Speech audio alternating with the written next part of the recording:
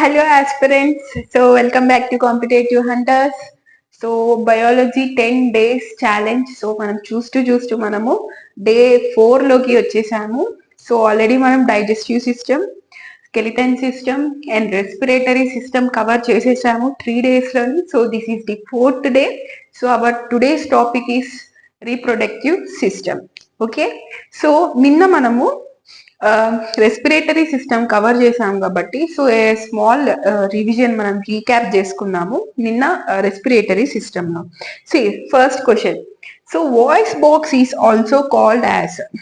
So voice box ని మనం ఏమంటాము అంటే మెయిన్ గా మనకి వాయిస్ కి రెస్పాన్సిబుల్ అయ్యేది అంటే లార్నిక్స్. సో దాన్ని మనము వాయిస్ బాక్స్ అని కూడా అంటుంటాం. సో ఇదంతా మనం డిస్కస్ చేసుకున్నాము, ఫార్నిక్స్, లార్నిక్స్, ట్రాకియా, ఎపిగ్లాటిస్. సో ఇదంతా కూడా. Next question, so aerobic respiration. In aerobic respiration లోని వాటర్ యొక్క మాలిక్యూల్స్, ఎన్ని వాటర్ మాలిక్యూల్స్ ఉంటాయి అని చెప్పి అడుగుతున్నారు ఇక్కడ. సో మనం ఈక్వేషన్స్ అంతా కూడా రాసుకున్నాము. ఏంటి, సి ఏరోబిక్ రెస్పిరేషన్, అనైరోబిక్ రెస్పిరేషన్స్ అంతా మనం చూసుకున్నాం కదా. So O2 plus glucose C2H12O6. So ఇది మనకి H2O plus ATP molecule. ATP అంటే energy, which is nothing but energy, plus CO2. So మనం దీన్ని కనుక బ్యాలెన్స్ చేసినట్లయితే దీనికి ఆన్సర్ మనం జస్ట్ ఏదో బైహార్ట్ చేసుకుని వెళ్తే మనకి ఇది వచ్చేయలేదు. So we need to know this equation. So group D railways లోని మనకి చాలా డీప్ గా అడుగుతారు కాబట్టి సైన్స్. సో ఇది కూడా మనం నేర్చుకుని వెళ్ళాలి. ఓకే, సో ఇది మనకి ఈ ఈక్వేషన్ తెలిస్తే గానీ ఈ టైప్ ఆఫ్ క్వశ్చన్ మనం ఆన్సర్ చేయలేము. సో ఈక్వేషన్ అనేది కంపల్సరీ మనకి. సో దీన్ని కనుక మనం బ్యాలెన్స్ చేసినట్లయితే ఇక్కడ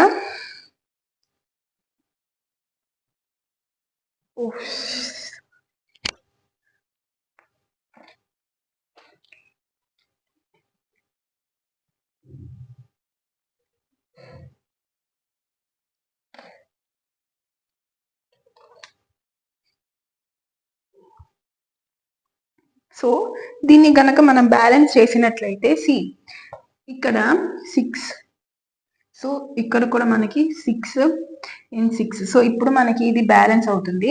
సో ఇప్పుడు మనం చెప్పండి ఎన్ని మాలిక్యూల్స్ ఉన్నాయి, water molecules. So water molecules 6 molecules ఉన్నాయి మనకి. So 6 is the answer. Okay, so next question, other name for trachea. So ట్రాకియాలో నుంచి మనం తీసుకునే ఎయిర్ అంతా, మనం తీసుకునే ఆక్సిజన్ అంతా కూడా ట్రాకియాలో నుంచి 2 పైప్స్ ఉంటాయి.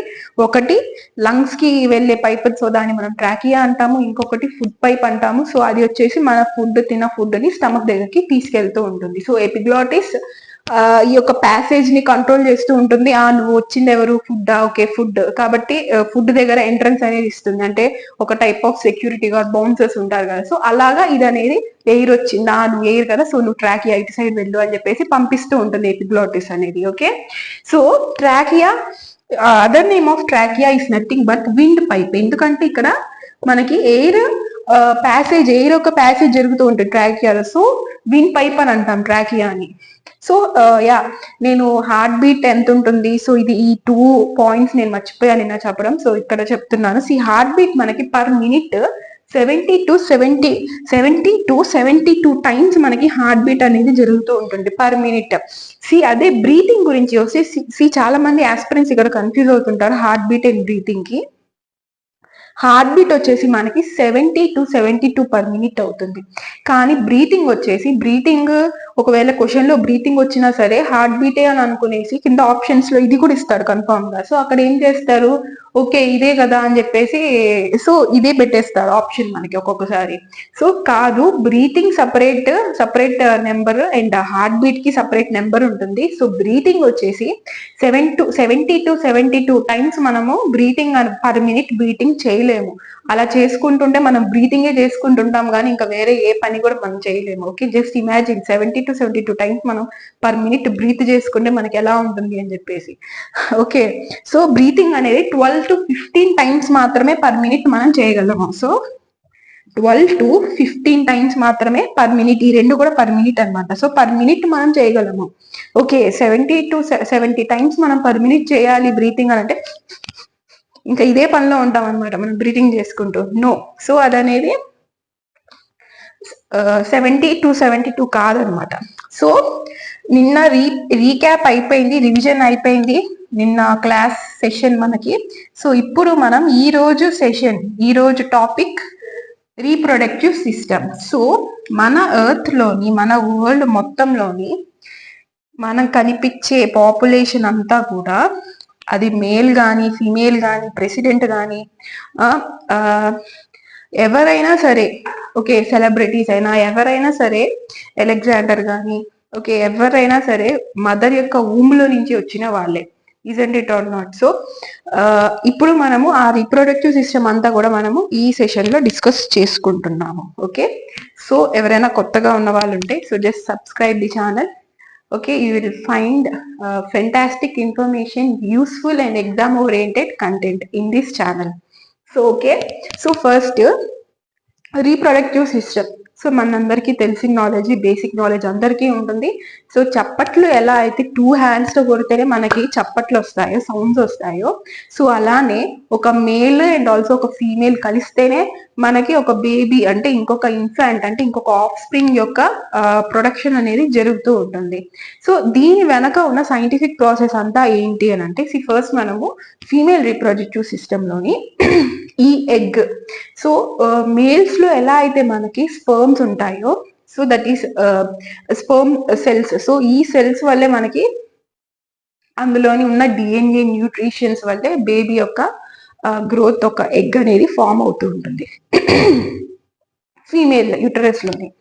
సో ఫీమేల్లోని ఎగ్స్ అనేది అంటే ఓవం అనేది ఫామ్ అవుతూ ఉంటుంది. మేల్లో స్పర్మ్స్ ఎలా ఉంటాయో ఫీమేల్లోని ఓవం అనేది అలా ఉంటుంది అనమాట. సో ఓవం ని ప్రొడ్యూస్ చేసేది ఏంటి అని అంటే ovary. Okay, ovary produces ovum.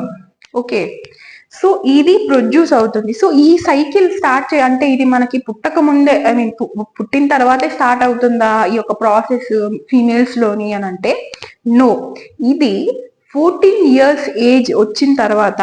Okay, so మనకి జనరల్ గా మనము మన చుట్టుపక్కల చూసుకో, మనకి డైలీ లైఫ్ లో తెలిసింది ఏంటంటే మెచ్యూర్ అయ్యారు గర్ల్స్, మన హౌస్ లో సిస్టర్స్ ఉండే ఉంటారు, ఓకే, రిలేటివ్స్ లోని, ఫ్రెండ్స్ లోని. సో ఇలాగా ఫస్ట్ టైం ఒక రిలీజ్ అయింది, ఎగ్ రిలీజ్ అయిన దగ్గర నుంచి ఇది అనేది లైఫ్ టైం వరకు వీళ్ళకి ఉంటుంది. So up to the age of 50+ వరకు ఫీమేల్స్ లోని ఈ యొక్క ప్రాసెస్, మెన్సురేషన్ ప్రాసెస్ సైకిల్ అనేది ప్రతిసారి జరుగుతూ ఉంటుంది.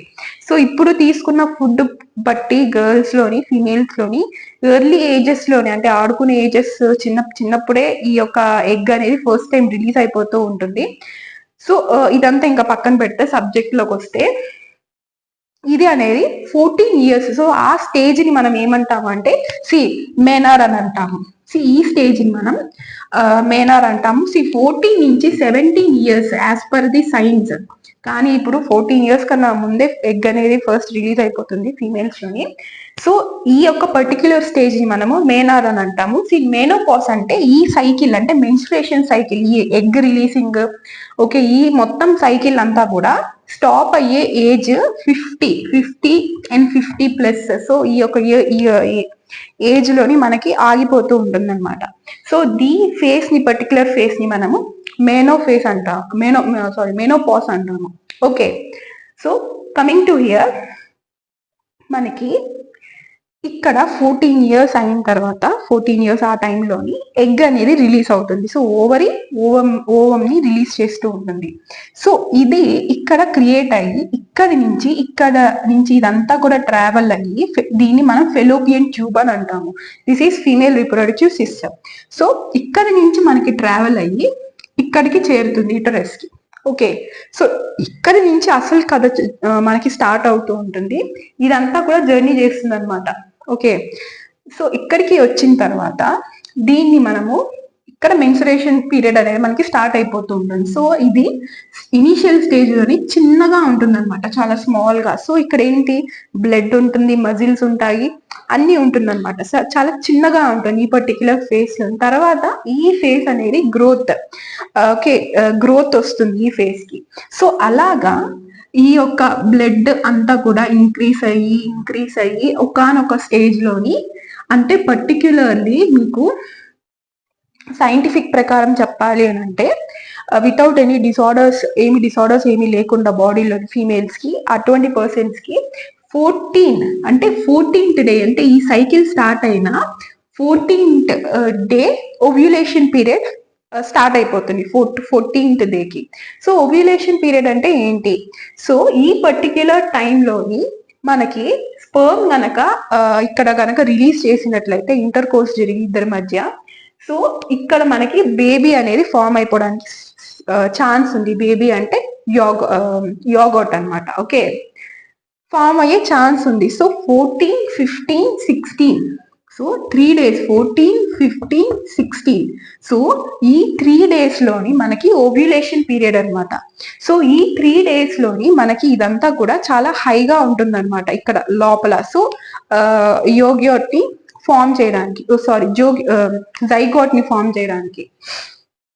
ఓకే, సో ఈ 3 days నెక్స్ట్ ఈ పర్టిక్యులర్ టైంలోని అన్మ్యారీడ్ ఉమెన్ అనుకోని, ఇనిషియల్ స్టేజ్ లో 14, 15 years ఆ టైంలోని, సో ఇక్కడ అనేది వాళ్ళకి ఏమి స్పర్మ్స్ అనేవి ఏమి ఉండవు కాబట్టి, ఐ మీన్ ఏమి వెళ్ళవు కాబట్టి, సో ఈ పర్టిక్యులర్ టైంలోని స్పర్మ్ కనుక దీనికి దొరకకపోతే అది అనేది మళ్ళీ లైక్ ఆ స్టేజ్ అనేది మారిపోతూ ఉంటుంది. సో ఇది అనేది ల్యూటియల్ ఫేజ్ అనేది అయిపోతూ ఉంటుంది అనమాట అన్మ్యారీడ్ గర్ల్స్ కి.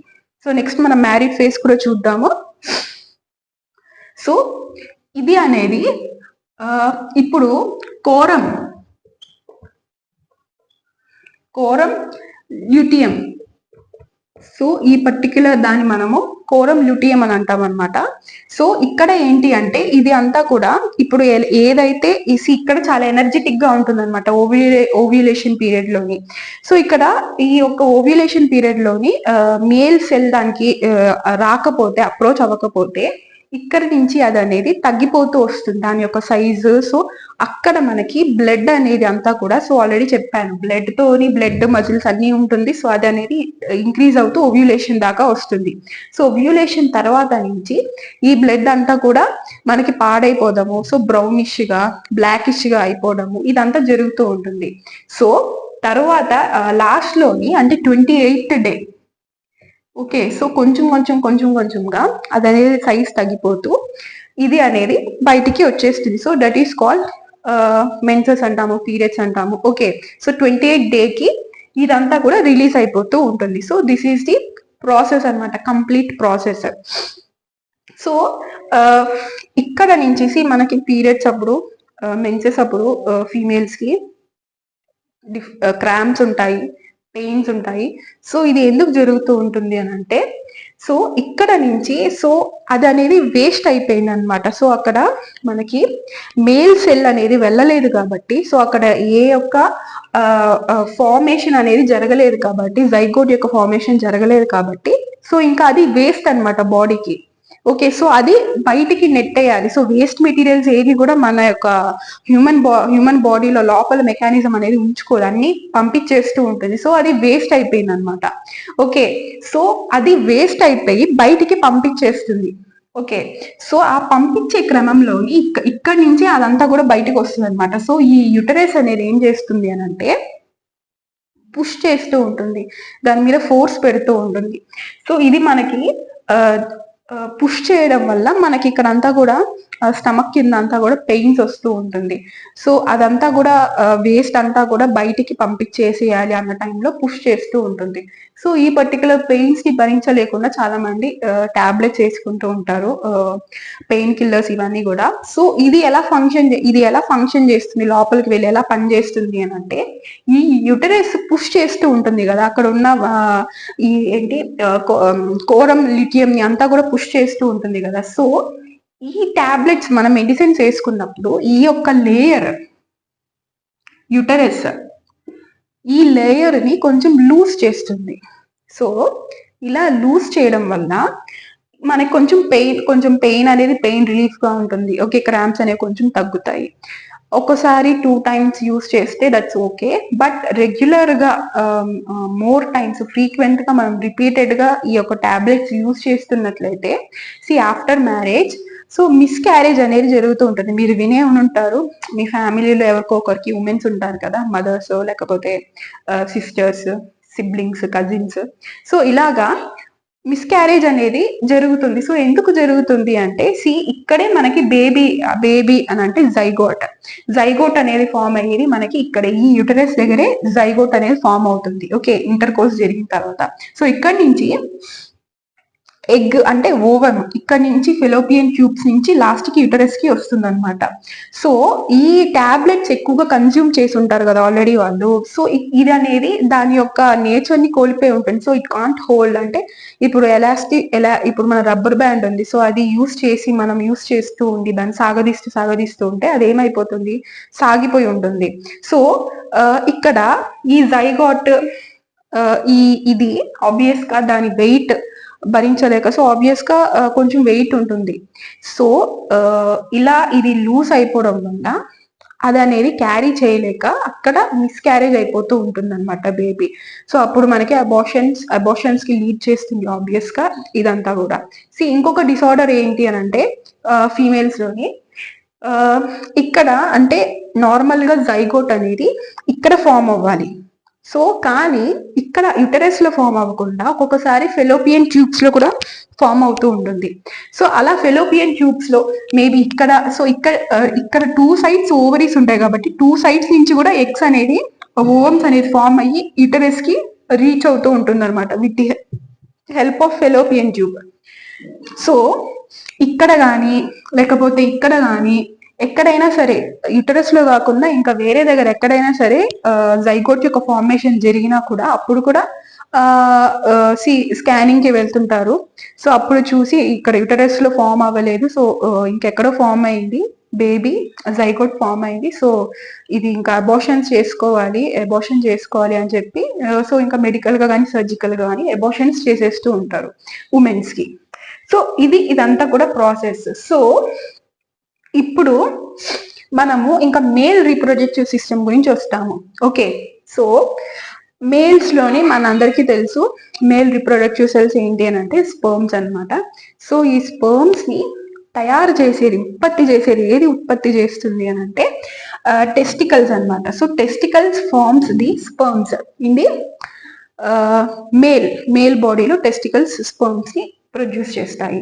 సో మనం వినే ఉంటాము మన లైఫ్ లో ఒకసారైనా సరే కొన్ని వేల బిలియన్స్ ఆఫ్ స్పర్మ్స్ ని రిలీజ్ చేసినప్పుడు సో అందులో ఒకటో రెండో ఫీమేల్ యొక్క యుటరస్ లో కలుస్తుంది అని చెప్పి. సో ఇలాగా మనం మిలియన్స్ స్పర్మ్స్ అనేది ఎట్ ఏ టైమ్ మన బాడీ ప్రొడ్యూస్ చేస్తుందా? సో క్వశ్చన్ అనమాట. అంతా ఒకేసారి బిలియన్స్ లో స్పర్మ్ యొక్క కౌంట్ ఒకేసారి ప్రొడ్యూస్ చేస్తుందా అంటే ఇట్స్ అబ్సల్యూట్లీ నో. సో దీనికి రీజన్ అంటే ఇంకెలా వస్తుంది, దీని ప్రాసెస్ ఏంటి అని అంటే అది కావాల్సినప్పుడు కూడా స్పర్మ్ దీనివల్ల దాని నుంచి ఒక బేబీ ఫామ్ అవుతుంది, అంటే ఒక ప్రాణము పోసుకుంటుంది. సో అందులో దానికి కావాల్సిన న్యూట్రియంట్స్ అంతా కూడా డిఎన్ఏ ఆ యొక్క మేల్ యొక్క డిఎన్ఏ న్యూట్రియంట్స్ అంతా కూడా స్పర్మ్స్ లో ఉంటుందన్నమాట. సో ఇదంతా కూడా తీసుకున్న ఫుడ్ ఇదంతా కూడా పర్టిక్యులర్ సర్టైన్ టైం వరకు ప్రిపేర్ చేసి ఈ పర్టిక్యులర్ ఇక్కడ మనం చూసినట్లయితే ఎపిడైమిస్. సో ఈ ఎపిడైమిస్ లోని మనకి ఇక్కడ స్టోర్ అవుతూ ఉంటుంది అనమాట స్పర్మ్స్ అని కూడా. సో అప్పుడు మనకి ఎప్పుడైనా కావాల్సినప్పుడు ఈ స్పర్మ్స్ అనేది రిలీజ్ అవుతూ ఉంటుంది. Okay, I hope you all understand this. So ఇంకా next vas deferens and seminal vesicular. So ఈ వాస్ డిఫరెన్స్ అనేది ఏం చేస్తూ ఉంటుందంటే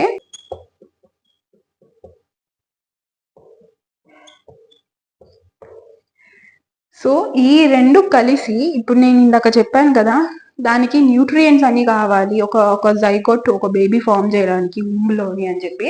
సో ఈ రెండు కూడా కలిసి న్యూట్రియంట్స్ ని ఇస్తుంది. సో ఈ స్టేజ్ లోని మనము స్పర్మ్ ని మనము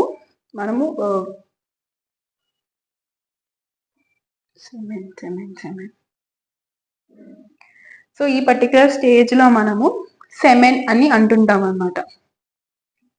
ఓకే, సో 7 అంటుంటాం.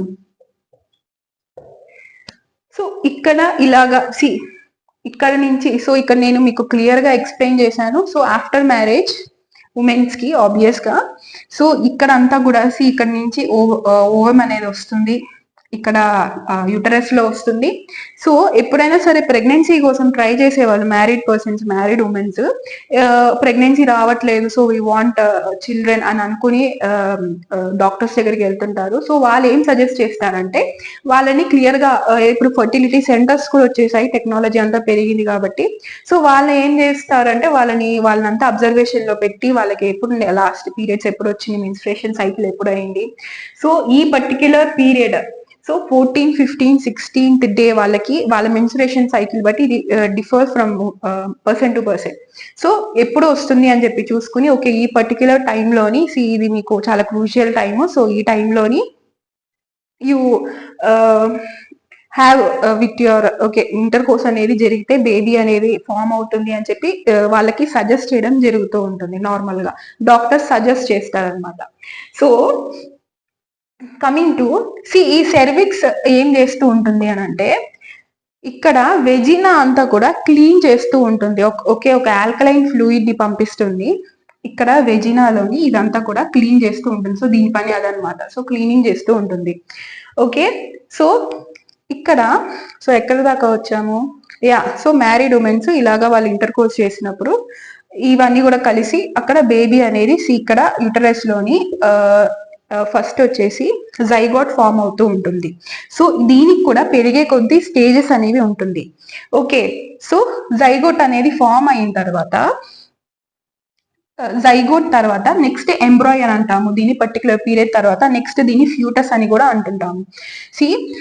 ప్లాసెంటా అనేది ఏంటి అని అంటే, ఇప్పుడు మనకి ఒక డౌట్ వస్తూ ఉంటుంది, పొట్టలో బేబీ ఉంటుంది కానీ బేబీకి ఫుడ్, ఎనర్జీ అంతా కూడా ఎలా ఎలా వస్తూ ఉంటుంది, ఎలా అప్రోచ్ అవుతూ ఉంటుంది అని చెప్పి, ఈ ప్లాసెంటా ద్వారా మదర్ తీసుకునే ఫుడ్, మదర్ ఏదైతే ఫుడ్ కన్జ్యూమ్ చేస్తారో, సో ఆ బ్లడ్ లో నుంచి ఈ ఎనర్జీ అనేది గ్రాస్ప్ చేసుకుని ఈ ప్లాసెంటా ఈ ఎంబ్రాయ్ అంటే ఎంబ్రాయ్ లో ఉన్న బేబీ కొంచెం కొంచెంగా ఆర్గాన్స్ అన్ని కూడా ఫామ్ అవుతూ ఉంటుంది, పిండము.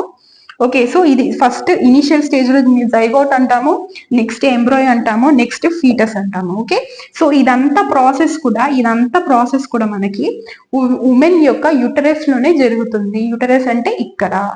ఓకే ఓకే, సో యూటరస్ లోనే జరిగి తర్వాత పర్టిక్యులర్ డిఫరెంట్ క్రియేచర్స్ కి డిఫరెంట్ వాళ్ళకి లైక్ రీప్రొడక్టివ్ సైకిల్ అనేది డేస్ అనేది ఉంటుంది. సో మనకి హ్యూమన్స్ కి వచ్చేసి మనం వీక్స్ లో మాట్లాడుకుంటే 40 వీక్స్ ఉంటుంది రీప్రొడక్షన్ టైం అనేది. ఓకే, డేస్ లో మాట్లాడుకుంటే 280 డేస్, ఇంకా మంత్స్ లో చెప్పుకుంటే ఆబ్వియస్ గా 9 months.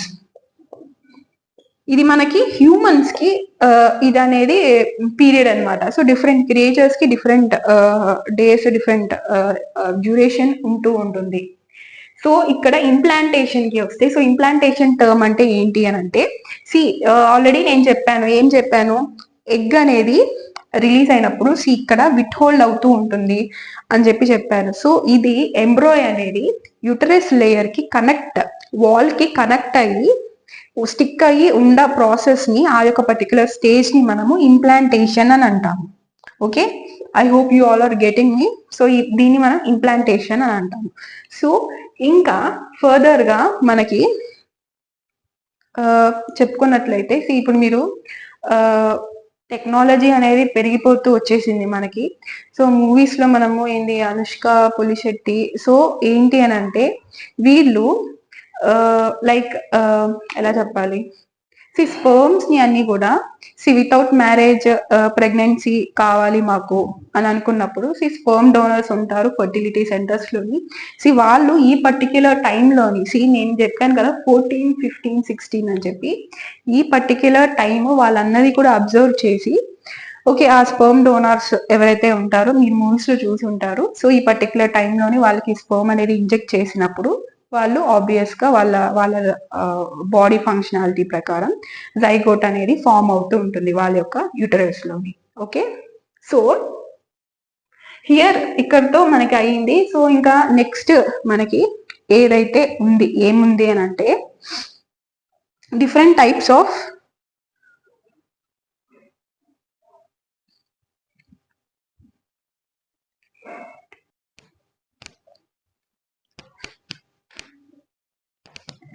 సో నెక్స్ట్ మనము సెక్స్ డిటర్మినేషన్. సో అంటే పుట్టబోయే బేబీ గర్ల్ చైల్డా లేకపోతే బాయ్ చైల్డా అని చెప్పి తెలుసుకునేది ఎలాగా.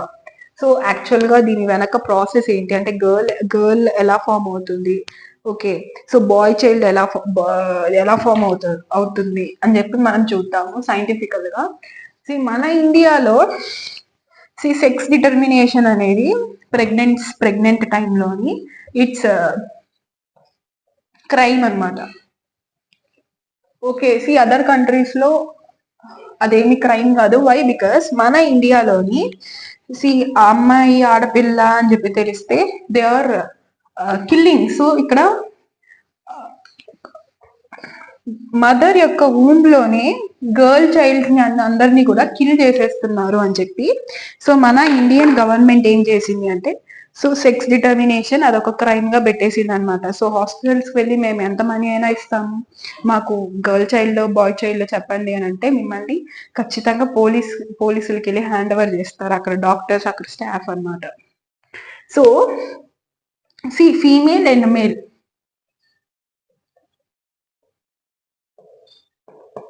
సో ఫీమేల్ సెల్స్ లో మనకి ఎక్స్ అండ్ ఎక్స్ ఉంటుంది అనమాట, క్రోమోజోమ్స్. సో మేల్ లోని మనకి ఎక్స్ అండ్ వై క్రోమోజోమ్స్ ఉంటాయి. ఓకే, సో ఎప్పుడైతే కలిసినప్పుడు ఈ సెల్స్ కలిసినప్పుడు ఏ బేబీ అవుతుంది అని అంటే ఫీమేల్ అనమాట, అంటే గర్ల్ చైల్డ్ ఫార్మేషన్ జరుగుతుంది. సో ఇక్కడ ఎక్స్ అండ్ వై గనక సెల్స్ గనక కలిసినట్లయితే ఫర్టిలైజేషన్, సో అప్పుడు మనకి మేల్ చైల్డ్ పుడతారనమాట. సో ఇక్కడ ఫీమేలా మేలా అనేది డిటర్మైన్ చేసేది మేజర్ ఎవరితో అది డిటర్మినేషన్ అవుతుంది అంటే ఆబ్వియస్ గా మేల్ తోనే. వై? బికాస్ మేల్ లోని ఈ వై సెల్ అనేది ఇది ఎక్స్ తో కలిసినప్పుడు ఈ వై అనేది బర్త్ ఆఫ్ బాయ్ చైల్డ్ కి మెయిన్ రీజన్ అనమాట. సో ఈ వై కలిస్తేనే బాయ్ చైల్డ్ వస్తుంది, ఈ వై కలవకపోతే ఆబ్వియస్ గా గర్ల్ చైల్డే అవుతుంది. So male is the major reason for the birth of the bye child. So కానీ ఇది తెలియక చాలా మంది ఉమెన్ ని అంటూ ఉంటారు, తప్పుపడుతూ ఉంటారు. ఓకే, ఆడపిల్లని కానీ మళ్ళీ ఆడపిల్లని కానీ అని చెప్పి ఆవిడేం చేస్తుంది అక్కడ ఆ హస్బెండ్ లో ఉన్న వయసెల్ అనేది కలవకపోతే ఆ అమ్మాయి మాత్రం ఏం చేస్తూ ఉంటుంది. సో ఈ సైంటిఫిక్ రీజన్ అనేది మనకి వీళ్ళందరికీ కూడా తెలియదు.